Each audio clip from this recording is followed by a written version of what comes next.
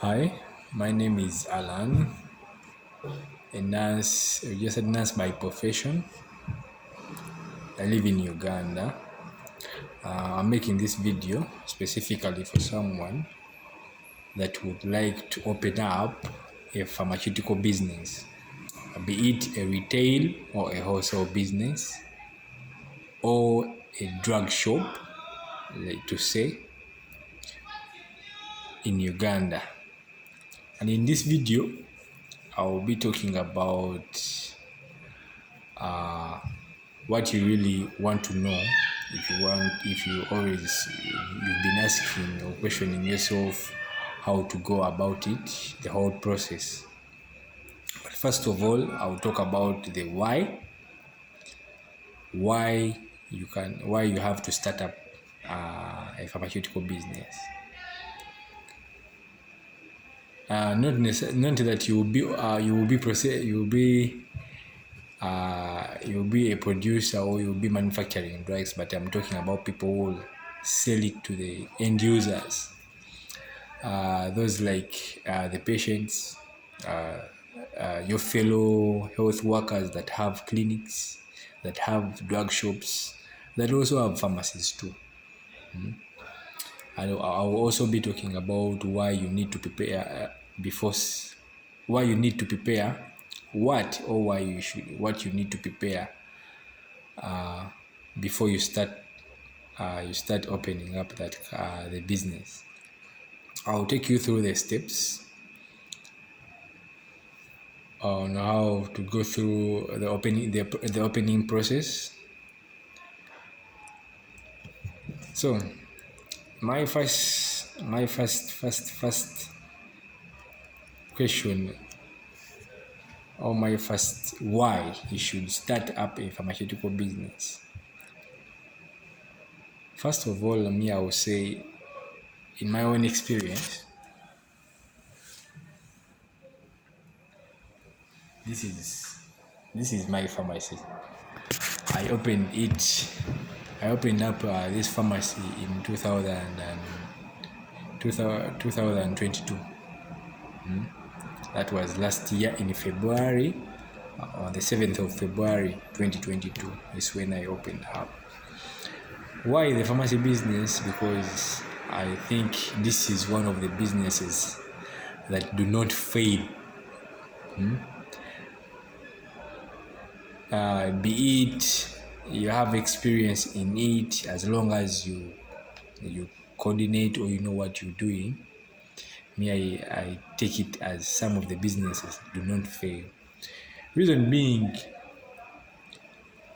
for a pharmaceutical business, you don't need to identify a problem to open up a pharmacy. When you open up a pharmacy, it's the problems that look for you, because you do not have what you have to do is to prepare yourself so that when the problems come, when people come with their complaints, when people come with their prescriptions and they need drugs for their diagnosed conditions, you're ready with the product, you're ready with the medicine. So the problems look for you. So what you have to do as a pharmacy owner or someone that is operating a pharmacy, you just have to be ready with the drugs. You see? You just have to be ready with the drugs. Then, here in Uganda, there is always a shortage. Like say in these public hospitals, there is always a shortage of medicine. There is always a shortage of medicine. When people go to government hospitals, I don't know if the government is incapable of stocking medications, but I've always, with experience or someone who is living in Uganda, if you have tried to use public hospitals, you will find that there are always outstocked. They always, I don't know if they have no inventory. Their inventory is not full. So for you, you have to just also position yourself in in uh, and be part of the people who can provide the inventory or the drugs that are not there in the hospitals. And it is always happening. So, and the other thing is that health is one of the first priorities in every person's life. It is one of the first priorities. Eh? You are the engine. If a car has an engine that helps it operate and move from one direction to the other, that means you yourself, you are the engine. You have to first take care of your health. If there is any query, if there is something that is not going on well with your body, what you seek first is health care.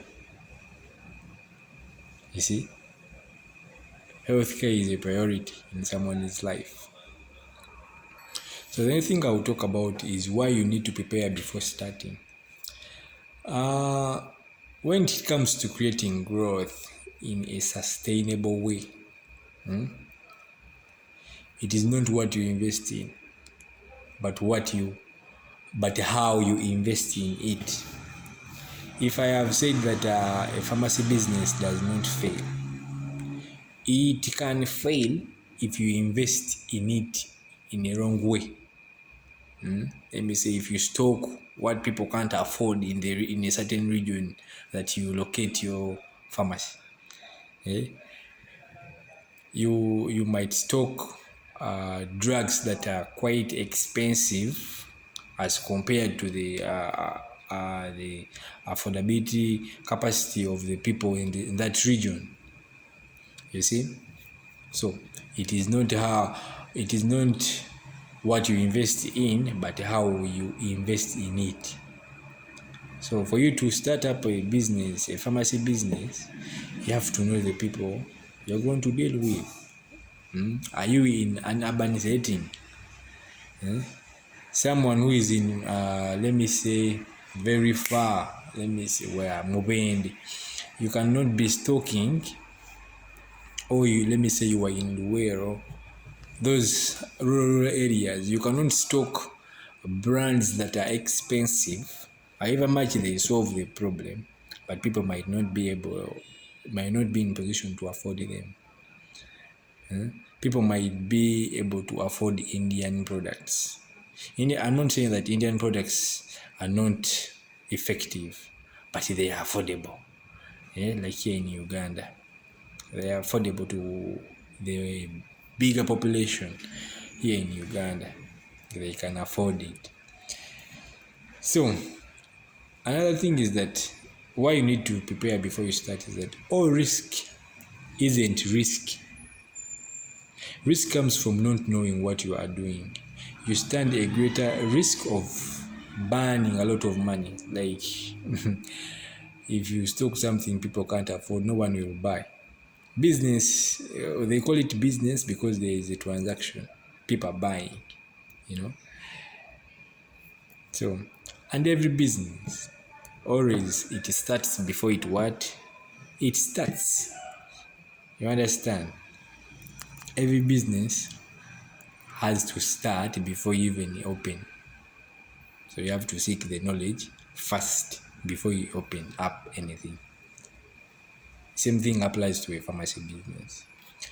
So to take you through the steps. The first step, I would say, you have to first find a location on where you want to open up a pharmacy. So once you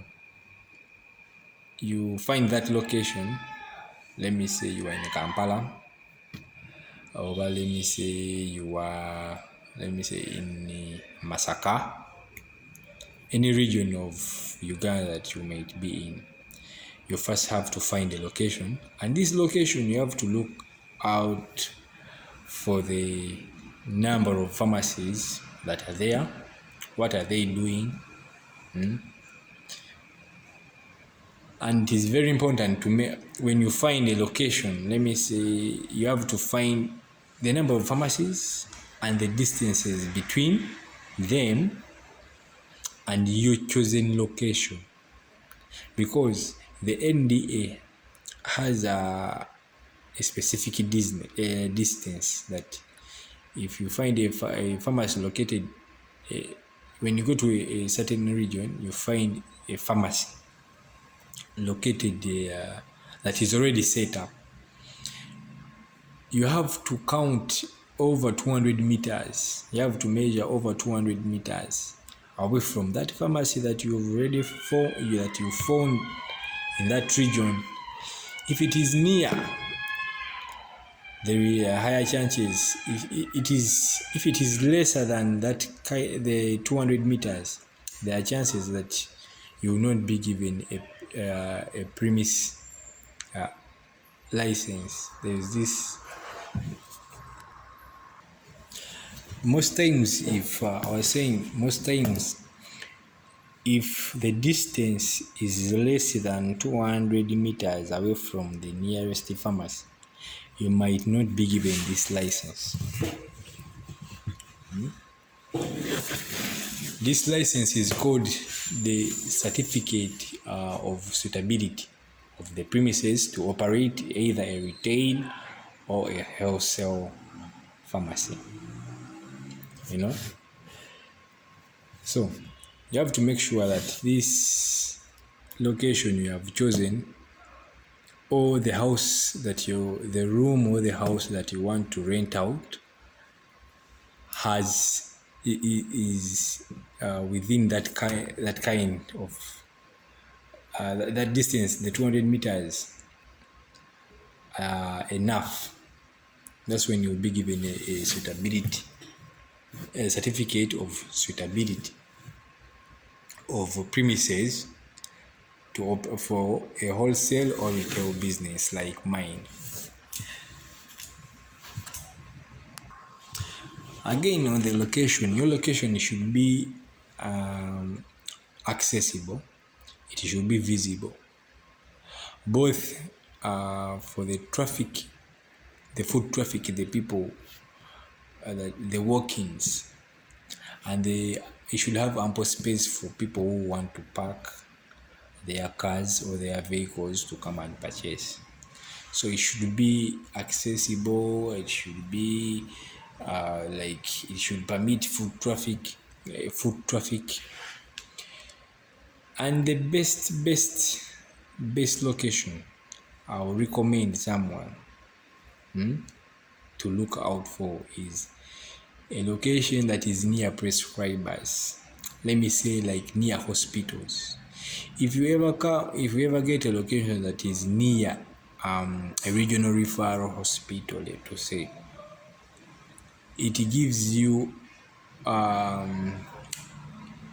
it is very good to find like a regional referral hospital where you can open up a pharmacy, because there are a lot of prescribers, there are a lot of specialists that can even prescribe specialist medications, of which those kind of medication that are prescribed by specialists have a higher profit margin. You understand? But if you locate yourself where there are no hospitals, that means that there are no prescribers, and most of the drugs that we stock need prescriptions. Most OTC or over-the-counter drugs, the profit margin is very little. But in the prescription medicine, all drugs, they have a higher profit margin. So that's why I say you should find a location that is near prescribers. Like you should be located near hospitals. If you locate yourself near prescribers, it helps you solve time, save more time, because the prescribers, for them, they find they make a diagnosis for you. You don't need to send someone that go to the laboratory, make this kind of tests. The prescribers have already done those tests from the hospital, you know. So it saves more time and it makes work simple for you. So once you have found the location and you have calculated the distance, and the distance looks to be not less than 200 meters, you will write to the National Drug Authority that you want them to visit you. You write to the National Drug Authority and ask them to visit your premises that you have chosen, you know. So once those people come, the National Drug Authority officials come, they will take measurements both for the room that you have chosen and for the distance apart between your location and the nearest pharmacy, or the pharmacy that you have found there already. So after that, once they come and take the measurements, they go back to Nakawa or they go back to Akamwesi and they will write you an email. You can also ask the official if the results will come out when that the results will come out when you are eligible. You see? So within 2 days after the officials from the NDA have come and taken the measurements, they will send you an email, and that email will be giving you a go ahead to start partitioning, doing the furniture. So once you receive that email, you have to find a pharmacist. A pharmacist is the business. To me, the pharmacist here in Uganda, for you to operate a retail pharmacy or a wholesale pharmacy, all you need is a pharmacist. Me, I call a pharmacist a business. Myself, I am a registered nurse, So to operate a pharmacy, I needed to hire a pharmacist, You have when you find a pharmacist, they are quite scarce. There's quite scarce pharmacists in Uganda. They might be there, but they are scarce.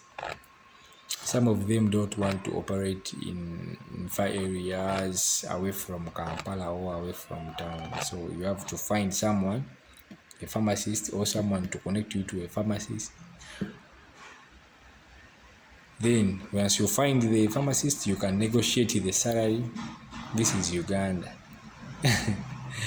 Most especially if you are operating at a capital level like me, a low capital level like me, you negotiate the payment. This payment is monthly. So once you come to terms with your pharmacist, you write a contract. Most times it is a 1-year contract, 2 years contract. It depends. Then you also need an auxiliary staff. This is a person who, like me, I'm an auxiliary staff for my own pharmacy. I operate an auxiliary staff.